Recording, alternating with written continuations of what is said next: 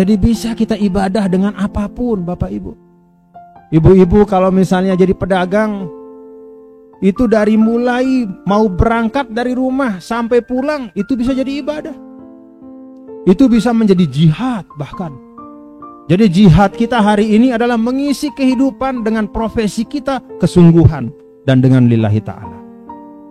Ada anak muda jalan, pada saat Rasul bersama sahabatnya duduk di masjid, lalu sebagian mengatakan, aduh anak muda ini sayang sekali. Kok dia nggak duduk sama kita di sini di masjid, dengar Nabi ceramah, kenapa kok dia cuma lewat saja? Sayang sekali orang segagah itu tidak mau mengaji. Apa kata Rasul? Hati-hati. Kalau dia keluar dari rumahnya dengan niat mencari rezeki untuk dirinya, maka dia fisabilillah. Kalau dia keluar dari rumahnya dengan niat untuk memberikan makan orang tuanya, carikan rezeki orang tuanya, juga fisabilillah. Kalau dia keluar dari rumahnya untuk memberi rezeki bagi keluarganya, dia fisabilillah. Kalau dia keluar untuk menyombongkan diri dan berbangga-bangga di depan orang, maka berarti dia fisabilis syaitan. Islam itu, Bapak-bapak Ibu, memberikan kita ruang ibadah seluas kehidupan ini. Pak polisi, ya, ini Pak polisi. Siapa bilang Pak polisi tidak bisa dapat pahala lebih banyak daripada ustadz? Bisa enggak Pak polisi dapat pahala lebih banyak dari ustadz? Bisa. Kalau polisinya ikhlas, ustadznya enggak ikhlas. Ada enggak polisi ikhlas? Banyak. Ada enggak ustadz enggak ikhlas?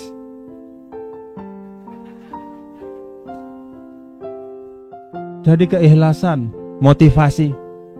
Pak Camat juga. Pak Camat ini bahkan kalau beliau ini benar-benar menunaikan amanahnya dengan baik, nanti Tuan Guru Dr. Ibrahim kita semua ini akan minta numpang sama beliau ini. Karena di dalam hadis Rasul disampaikan dari 7 kelompok yang mendapatkan naungan kelak di hari akhir ketika panas luar biasa, yang pertama adalah imamun adil, pemimpin yang menegakkan keadilan dan menjalankan tugas dengan amanah. Pak Camatnya amanah? Pak Camatnya amanah? Alhamdulillah. Alhamdulillah dong, jangan insya Allah. Alhamdulillah. Pak Camat amanah, Pak Kepala Desa atau Lurah amanah. Dan insya Allah kita semua sebagai umat Islam ini memang diminta untuk selalu mendahulukan dan melihat sisi positif dari apapun. Maka salah satu akhlak yang paling tinggi dalam Islam itu namanya husnuzon, baik kepada Allah dan juga kepada manusia. Husnuzon itu tidak akan merugikan kita, kalaupun kita salah, ya. Kita berhusnuzon sama orang, tapi ternyata orang itu mengecewakan kita, ternyata perilakunya tidak sesuai dengan persangkaan baik kita, paling tidak kita sudah dapat pahala husnuzon itu. Tidak ada rugi kita. Sedangkan kalau kita su'uzon, ya, bahkan pun dia benar seperti persangkaan kita, tapi kita sudah mendapatkan dosa berprasangka buruk. Urusan dia tidak baik, kan urusan dia. Kenapa kita bersu'uzon yang membuat kita ikut mendapatkan keburukan? Karena itu seorang dulu namanya, seorang yang termasuk imamul mazhab, ya, seorang ulama besar, namanya Imam Malik. Kata Imam Malik, idza sami'ta qawlan yahtamilu tis'atan wa tis'ina wajhan minal kufri wa yahtamilu wajhan wahidan minal iman fahmilhu mahmalal iman.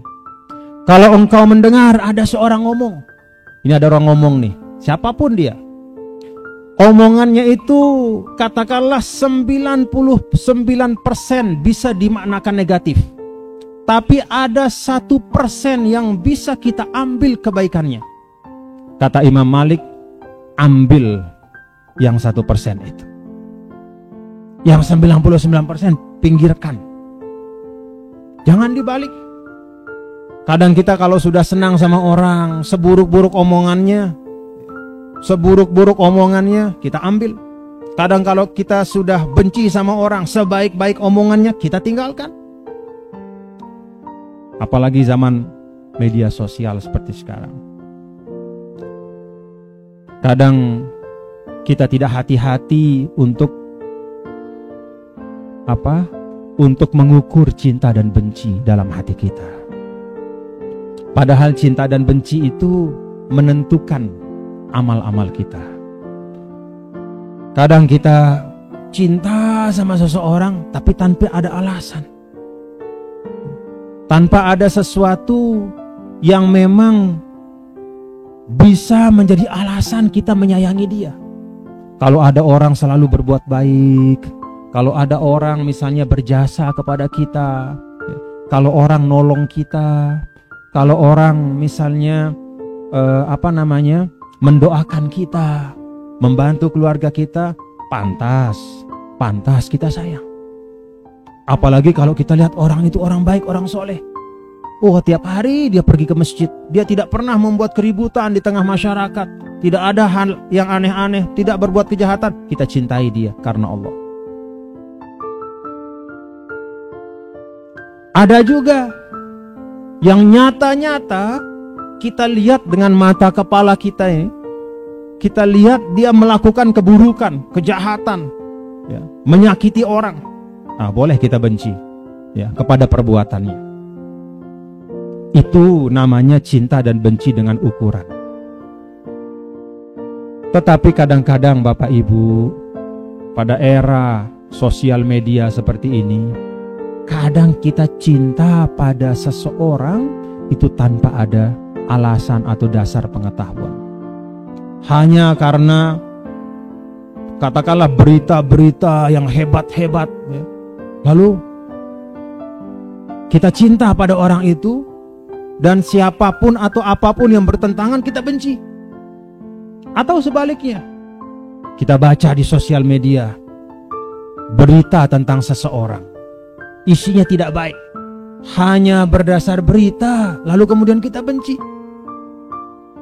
Padahal di dalam Islam itu kita diajar untuk selalu mengklarifikasi, tabayun. Kan banyak begitu ya ibu-ibu ya, di WA kita, di grup-grup kita. Bahkan kadang-kadang kita ngaji, tapi kadang-kadang mohon maaf, di pengajian ngajinya setengah jam, gosipnya 1 jam, ya. Jadi habis yang setengah jam itu, baru malaikat rokibnya nyatat, kata Atit coret. Kenapa coret tuh? Dia baru menggibah orang. Jadi yang dua ini saling koreksi terus, ya. Akhirnya begitu tutup buku, kosong melompong, nggak ada isinya. Nah, kebaikan kita hapus pada saat yang sama dengan hal-hal yang tidak baik. Nah, saya mengingatkan kepada kita semua, bapak-bapak dan ibu, ya, cinta dan benci kepada orang lain pertama secukupnya, kecuali kepada Rasulullah Shallallahu Alaihi Wasallam, ya, kepada orang tua kita, kepada guru-guru kita. Tapi kalau selain itu secukupnya, dalam arti jangan berlebih-lebihan dan melampaui batas. Yang kedua, cinta dan benci itu harus berlandaskan kepada dasar yang kuat. Ada faktanya, bukan omongan atau hoax. Ada realitasnya, bukan hanya isu atau katanya.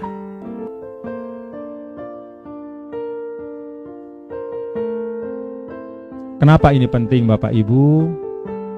Karena ada satu ungkapan dalam Al-Quran yang merupakan pengingat bagi kita sebagai satu bangsa, sebagai satu masyarakat.